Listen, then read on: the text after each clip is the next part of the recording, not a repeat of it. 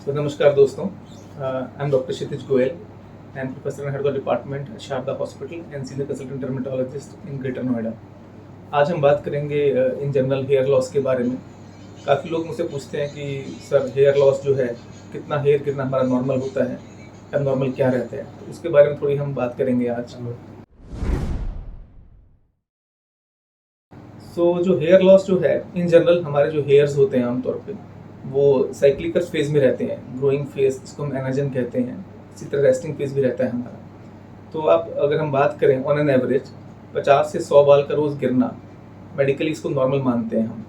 But कभी कभी बहुत एक्सेस शेडिंग जब हो जाती है हमारी, तो उसमें लोगों को चिंता रहती है कि हम, अब कुछ लोग ये पूछते हैं कि उसमें हम डॉक्टर की सलाह कब लें। तो मुझसे अगर पूछेंगे आप, तो अगर आपका डेली बहुत सारे बाल आप पे गिर रहे हैं तो डेफिनेटली कोई रीज़न उसका हो सकता है।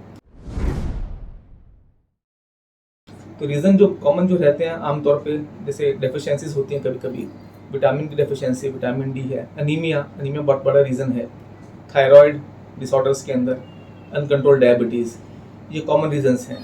इसके अलावा बीमारियां जैसे डेंगू है, टाइफाइड, मलेरिया, कोविड, प्रेगनेंसी के बाद, ये काफ़ी इंडिकेशंस हैं, काफ़ी चीज़ें जिसके बाद कुछ समय के बाद एकदम से हेयर लॉस नहीं होता, बट कुछ समय के बाद एक्सेसिव हेयर शेडिंग होती है जो कि थोड़ी सी एबनॉर्मल होती है।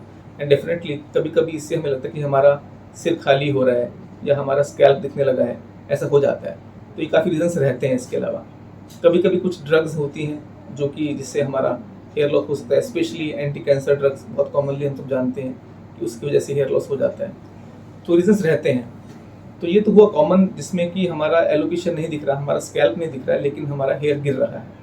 तो उस केस में अगर आपको लग रहा है परसिस्ट कर रहा है, आपके बाल खूब गुच्छे गुच्छे बाल के निकल रहे हैं आपके, और लंबे समय से हो रहा है, 15-20 दिन, महीना हो चुका है, डेफिनेटली डॉक्टर की सलाह लें। तो डॉक्टर आपको इवैल्यूएट करेंगे, असेस करेंगे, अगर कुछ इवैल्यूएशन ब्लड टेस्ट भी कराएंगे जरूरत पड़ती है तो, और उसके बाद ट्रीटमेंट उसका समाधान आमतौर पर हो जाता है। उसके अलावा अगर हम बात करते हैं एलोपेशियाज यानी कि मेनली हेयर लॉस, लेकिन जिसमें थोड़ा बहुत हमारा स्कैल्प दिख रहा है, खालीपन दिख रहा है हमारे, तो उसके मुख्य कारण की हम बात करते हैं तो मोस्ट कॉमन कॉज जो एलोपेशिया का जो हम देखते हैं वो है हेरिडिटरी हेयर लॉस, जिसको हम फैमिलियल हेयर लॉस कह देते हैं, कि हमारा चला आ रहा है कि हमारे बाप दादा गंजे थे या उनको बहुत हेयर लॉस था। तो उसी तरह का जिसको हम कहते हैं पैटर्न हेयर लॉस, और मेल और फीमेल पैटर्न हेयर लॉस या एंड्रोजेनिक एलोपेशिया। तो उसमें ज़रूरी नहीं है, काफ़ी क्वेश्चन लोग पूछते हैं मुझसे कि हाँ मेरे तो सबके बाल थे हमारे पेरेंट्स के, लेकिन हमारे को खालीपन आ गया है। तो उसमें ऐसा होता है कि अगर ज़रूरी नहीं है कि आपके पेरेंट्स के बाल गए तभी आप जाएंगे, ऐसा ज़रूरी नहीं होता। मोर और less everybody have tendency for pattern hair loss. कभी लोगों मैनिफेस्ट करता है, कभी मैनिफेस्ट नहीं करता है। तो अगर हाँ डेफिनेटली अगर आपके पेरेंट्स में हेरिडिटरी में हेयर लॉस की हिस्ट्री है, बॉल्डनेस की हिस्ट्री है, तो चांसेस बढ़ जाते हैं, लेकिन तब भी हो सकता है वो बिना उनके हुए भी। तो उसमें तो इलाज ही होता है ऑफ कोर्स। अगर आपको पैटर्न हेयर लॉस है, आपको लग रहा है कि मेरा स्कैल्प रिसीड हो गया है, थिनिंग हो गई है काफ़ी, डेफिनेटली आप अपने नियरेस्ट डर्मेटोलॉजिस्ट, स्किन स्पेशलिस्ट के पास आप जा सकते हैं, और ट्रीटमेंट उसमें लोशन के फॉर्म में, टैबलेट्स के फॉर्म में या पीआरपी थेरेपी के फॉर्म में अवेलेबल रहते हैं। फिर एक दूसरी कंडीशन जो कॉमनली हम देखते हैं, इसको हम कहते हैं एलोपेशिया एरियाटा। उसमें पैचेस, जैसे एकदम से राउंड पैचेस बन जाते हैं हेयर लॉस के, वो बहुत हम कॉमनली देखते हैं, and that can be seen in any age group. वो तो हम बच्चों, छोटे बच्चों में, 5 साल के बच्चे में भी देखते हैं, हम 50 साल के लोगों में भी देखते हैं। उसमें सडन हेयर लॉस पैचेस की फॉर्म में कंप्लीट हेयर लॉस जो हो जाता है। तो वो जो एलोपेशिया एरियाटा है, ये एक तरह का ऑटो इम्यून डिसऑर्डर होता है, जैसे आपके बाकी डायबिटीज़ हैं, थायराइड है, इसी तरह से डिसऑर्डर होते हैं। तो डेफिनेटली उसमें रिकवरी आमतौर पर पॉसिबल होती है। तो उसके लिए आप डॉक्टर्स के पास दिखाएं और जाके अपना ट्रीटमेंट कराएं। मोस्टली रिकवरी पूरी एलोपेशिया एरियाटा में हो जाती है। सो एलोपेशिया एरियाटा और जनरल हेयर लॉस के अलावा हम देखें तो और भी कुछ कारण हेयर लॉस के रहते हैं, जो कि आमतौर पर डॉक्टर्स ही डायग्नोज कर सकते हैं और ट्रीटमेंट कर सकते हैं। अगर जनरल हम बात करें हेयर लॉस के बारे में, तो लोग मुझसे पूछते हैं कि हमें क्या करना चाहिए। जनरली हेयर जो हमारा है वो प्रोटीन का बना होता है, और मल्टीविटामिन, कैल्शियम है, हमारे मिनरल्स, उसका रोल रहता है हेयर ग्रोथ के अंदर। तो जितना हो सके हमें हेल्दी डाइट अपनी लें, प्रोटीन रिच डाइट है, आयरन रिच डाइट है, वो हम लें। Regular cleaning of hair of course वो ज़रूरी है, रेगुलर समय पे शैम्पू करना, क्लेंस करना शैम्पू को, माइल्ड क्लेंजर से यूज़ करना। ऑफ कोर्स बहुत ज़्यादा लोग बहुत जो काफ़ी ज़्यादा सैलून में बहुत ज़्यादा चीज़ें कर रहे हैं हेयर के अंदर, बहुत ज़्यादा स्ट्रेटनिंग, डेफिनेटली थोड़ा हेयर वीक तो उससे होता ही है, and it can also lead to hair loss. Stress important reason है हेयर लॉस का। People who take stress a lot, कोई अगर मान लीजिए कुछ भी इवेंट हुआ, मिस हैपनिंग हुई, तो people going to stress a lot, उससे काफ़ी हद तक हेयर लॉस होता है। तो इन जनरल स्लीपलेसनेस, तो नींद ठीक होनी चाहिए of course, that I believe in कि sleep is very important for the hair growth. So good sleep, healthy diet, regular you can say water intake अच्छा होना चाहिए इंसान का।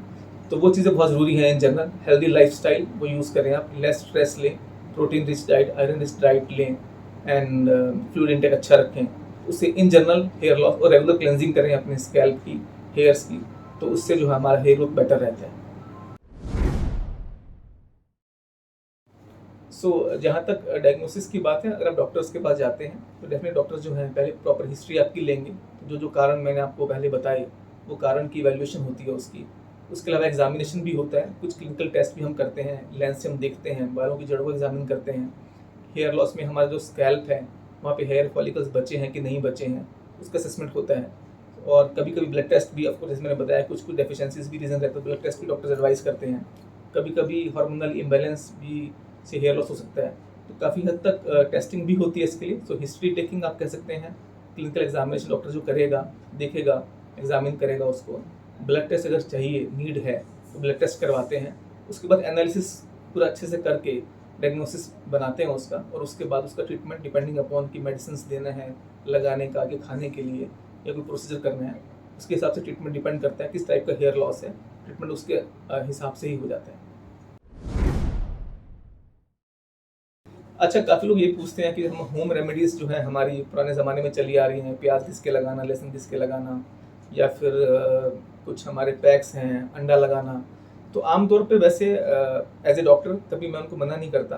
अगर मैं उनको बेसिकली पेशेंट पे just leave it on the patient itself, कि अगर आपको लग रहा है कि बेनिफिट मिल रहा है आपको, आप कर लीजिए।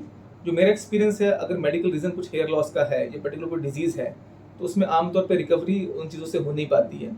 इन जनरल अगर आपको कोई इशू नहीं है किसी तरह का हेयर लॉस का, और आप home remedies, as old therapies हमारी हैं, हमारी दादी के नुस्खे हैं, अगर करना चाह रहे हैं आप, तो आप कंटिन्यू कर सकते हैं उसको।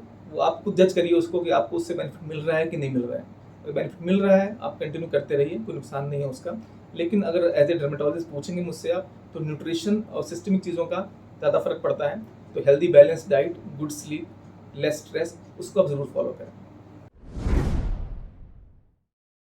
बालों की सफाई करना, रेगुलर बालों को वॉश करना, वो इम्पॉर्टेंट है मेरे ख्याल से। तो वो आपकी स्कैल्प में ऑयलिंग भी, ऑयल हो जाता है, डर्ट इकट्ठी होती है, तो अपने स्कैल्प को हेल्दी रखना, क्लीन रखना ज़रूरी है। तो रेगुलर वॉशिंग करनी चाहिए उसकी। कई लोग पूछते हैं कि डेली वॉश करें ना करें, तो ऐसी हद तक, काफ़ी हद तक अगर डेली वॉश करना भी बुरा नहीं मानते हम। अगर आपका हेयर छोटे हैं, आप मैनेज कर पा रहे हैं डेली वॉश करना, बस शैम्पू, माइल्ड शैम्पू लीजिए, कोई भी बहुत स्ट्रॉन्ग शैम्पू आप यूज़ ना करें। तो डेली क्लेंजिंग भी कर सकते हैं, उससे बाल बहुत आपके झड़ जाएंगे, ऐसा नहीं होता। तो स्कैल्प को हेल्दी रखने में कोई नुकसान नहीं है। तो रेगुलर शैम्पू और रेगुलर क्लेंजिंग जैसे भी करना चाहते हैं आप, तो एडवाइजेबल है उसके लिए।